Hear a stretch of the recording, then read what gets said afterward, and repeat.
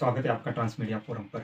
2024 के लोकसभा इलेक्शन में जैसे ही prime minister lead NDA government जो है वो बहुमत में आती है, दुनिया भर की गवर्नमेंट्स, दुनिया भर की जो लीडर्स हैं, सरकारें हैं, देश हैं, वो प्राइम मिनिस्टर मोदी को कॉन्ग्रेचुलेशंस भेजती हैं।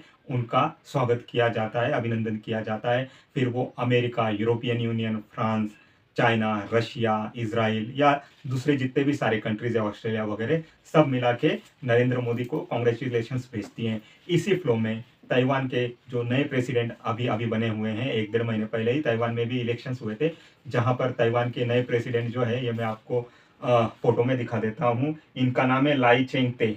लाई चेंग ते जैसे ही प्राइम मिनिस्टर नरेंद्र मोदी को एक्स, जो ट्विटर था पहले, जिसको अब एक्स बोल दिया है, एक्स पर कॉन्ग्रेचुलेशन भेजते हैं, जिसमें वो बोलते हैं कि वो फर्दर गवर्नमेंट ऑफ इंडिया से फर्दर कॉर्पोरेशन की उम्मीद रखते हैं, जिसमें वो टेक्नोलॉजी, उसके बाद ट्रेड और इकोनॉमिक टाइज की बातें करते हैं। और जैसे ही उसके बाद प्राइम मिनिस्टर उस ट्वीट को, उस एक्स के ट्वीट को रीट्वीट करके उनकी जो बधाई है, कॉन्ग्रेचुलेशन है, उसको एक्सेप्ट करके उसको रिप्लाई करते हैं। और प्राइम मिनिस्टर नरेंद्र मोदी जैसे ही ताइवान के जो प्रेसिडेंट है लाई चेंते, इनको रिप्लाई में भेजते हैं कि वो भी फर्दर ताइवान इंडिया रिलेशंस जो है, इकोनॉमिक और टेक्नोलॉजिकली जो एक टाइप से टाई अप्स हुआ है, टेक्नोलॉजी ट्रांसफर वगैरह की जा रही, सेमीकंडक्टर्स वगैरह, इसमें बहुत सारा फ्यूचर में स्कोप देखते हैं। और बिलैटरल इंडिया ताइवान जो रिलेशन है, इसको फर्दर बढ़ाने के लिए, प्रोग्रेस के लिए फर्दर फ्यूचर में भेजते हैं।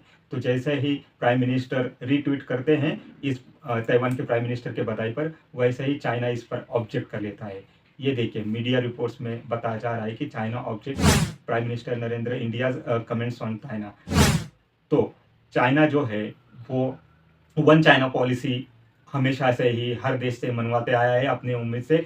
वो दुनिया में एक ही चाइना है ऐसा बोलता है, और वो चाइना का नाम है रिपब्लिक ऑफ चाइना। ताइवान को बोला जाता है, ताइवान जो है वो भी खुद एक चाइना होने का दम भरता है। ताइवान जो है क्लेम करता है कि वही रियल चाइना है, बट करंटली यूनाइटेड नेशंस ने जो है, जो सीपीपी के अंडर जो आता है, चाइनीज कम्युनिस्ट पार्टी के अंदर जो चाइना आता है, इसको मान्यता दी हुई है। और ताइवान जो है दुनिया में एक टाइप से आइसोलेटेड है। दुनिया की गिनी चुनी 12 कंट्रीज ने ही ताइवान को एज अ देश मान्यता दी है।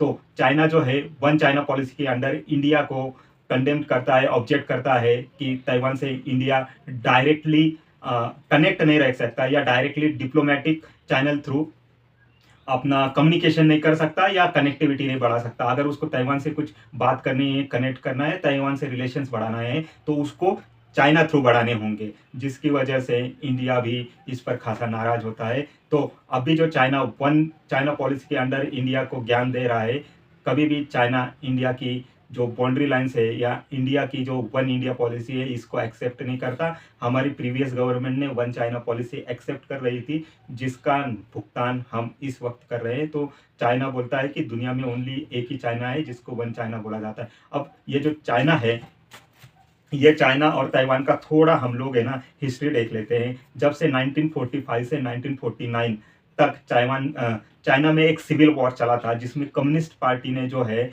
वो उस टाइम के चाइनीज जो गवर्नमेंट थे चांग काई शेक के अंडर, उसको डिफीट कर दिया था, उसको हरा दिया था, और बीजिंग पर कम्युनिस्ट पार्टी ने कब्जा कर लिया था। उसके बाद चांग काई शेक जो है वो भागकर फार्मोसा आइलैंड पर चले जाते हैं, जिसको आज ताइवान बोला जाता है। 1949 में फार्मोसा आइलैंड पर चांग काई शेक भाग के चले जाते हैं, और वहां पर यूएस के आशीर्वाद के अंडर, या यूएस के छत्र छाया के अंडर एक नई गवर्नमेंट फॉर्म की जाती है, और एक नया देश बनाया जाता है, जिसको कि ताइवान बोला जाता है। 1970 तक, 1970 तक इसको ही रियल चाइना कहा जाता था, ताइवान को। लेकिन 1970 में जब यूएस के और चाइना के जो है, कम्युनिस्ट चाइना के रिलेशन जो है वो रोड पर आते हैं, रिलेशंस जो है वो इंक्रीज होते हैं, कम्युनिकेशन होते हैं। उसके बाद अमेरिका जो है कम्युनिस्ट चाइनीज को मान्यता देता है, जो उस टाइम का सोवियत रूस जो था, उसकी तोड़ के लिए अमेरिका कम्युनिस्ट चाइना के डेवलपमेंट के लिए या उसके विकास के लिए इनडायरेक्ट सपोर्ट करना चालू करता है। उसके एवज में ही यूनाइटेड नेशंस जो है ये कम्युनिस्ट चाइना को मान्यता देता है, और ताइवान को 1970 के दशक में यूनाइटेड नेशन से बाहर कर दिया जाता है। लेकिन उसको प्रॉमिस किया जाता है कि बाद में उसको फिर से यूनाइटेड नेशन में ले लिया जाएगा। उसके बाद से अभी 50-60 साल हो चुके हैं, ताइवान को यूनाइटेड नेशन में लिया गया नहीं है। ताइवान को एज अ इंडिपेंडेंस कंट्री कहीं भी मान्यता दी गई नहीं है। गिने चुने 12 छोटे-मोटे कंट्रीज़ हैं जिन्होंने मान्यता दी है ताइवान में। बाकी कहीं पर ताइवान के डिप्लोमेटिक रिलेशंस नहीं है। खाली ताइवान के इकोनॉमिक ऑफिसेस रहते हैं हर देश में, जो कि ताइवान गवर्नमेंट से इनडायरेक्ट उस गवर्नमेंट का कनेक्टिविटी या उस डायरे रोल अदा करते हैं दोनों गवर्नमेंट के बीच में। ये जो टसल चालू है चाइना और ताइवान को, एक्चुअली चाइना जो है कम्युनिस्ट चाइना, उसने तिबेट, शिनजियांग, मकाओ, हांगकांग इन सब कंट्रीज़ को अपने अंडर में एक साथ मिला लिया है। इन सब कंट्रीज़ को ऑक्यूपाई कर दिया है। 1950 से ही चाइना की जो नज़र है वो ताइवान पर है, लेकिन ताइवान की जो स्ट्रैटेजिक लोकेशन है उसकी वजह से अमेरिका ताइवान को एज अ सेपरेट एंटिटी रखना चाहता है, एज अ सेपरेट आइलैंड रखना चाहता है। चाइनीज कम्युनिस्ट पार्टी के कंट्रोल में जाने नहीं देना चाहता है, क्योंकि ताइवान जैसे ही क्रॉस करते हैं साउथ चाइना सी, पैसिफिक सी चालू हो जाता है, और पैसिफिक सी जो है वो अमेरिका का जो है डोर है, वहीं से अमेरिका में कोई भी एंट्री कर सकता है और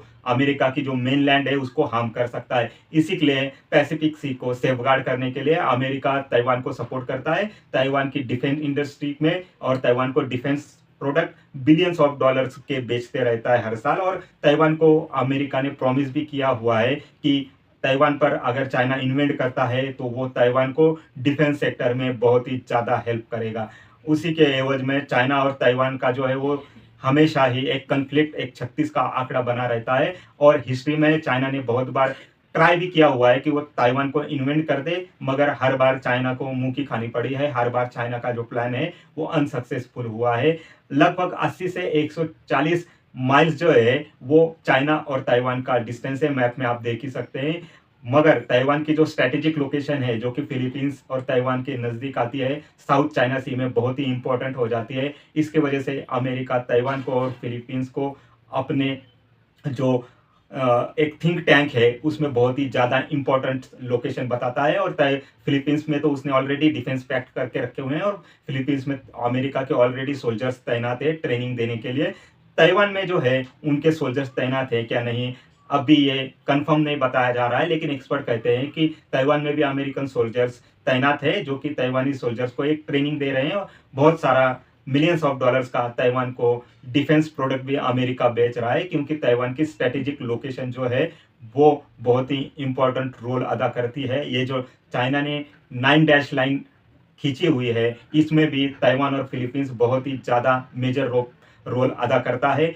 साउथ चाइना सी मलक्का का जो डिलेमा है चाइना का, वो क्रॉस करते ही इंडियन ओशियन में पहुंच जाता है चाइना। और जैसे ही ताइवान और ओकिनावा जो जापानीज आइलैंड चेन है इसको क्रॉस करता है चाइना, तो पैसिफिक ओशियन में पहुंच जाता है, जो कि अमेरिका के लिए एक सरदर्द बन सकता है, अमेरिका के लिए एक डेंजर बात हो सकती है। इसीलिए अमेरिका पिछले 70-80 साल से ताइवान को बचाए हुए है चाइना की गिरफ्त से, चाइना की इन्वेंट से। और आने वाले फ्यूचर में भी कोई कंफ्लिक्ट होता है तो अमेरिका डेफिनेटली ताइवान को चाइना के शिकंजे से, चाइना के इन्वेंशन से बचाते रहेगा। लेकिन यूरोपियन यूनियन के जो एक्सपर्ट है, डिफेंस रिलेटेड एक्सपर्ट, उनका कहना है कि 2027 तक चाइना जो है ताइवान पर इन्वेंट कर सकता है, ताइवान को ऑक्यूपाई करने की कोशिश कर सकता है। इसीलिए ताइवान ने भी कमर कस ली है। ताइवान ने अपने डिफेंस बजट बढ़ा दिया है, अपने डिफेंस में इनोवेटिव टेक्नोलॉजी या एयरक्राफ्ट कैरियर वगैरह, मिसाइल्स वगैरह, ये भी तैनाती चालू कर दी है ताकि वो चाइना को काउंटर कर पाए। अब ताइवान जो है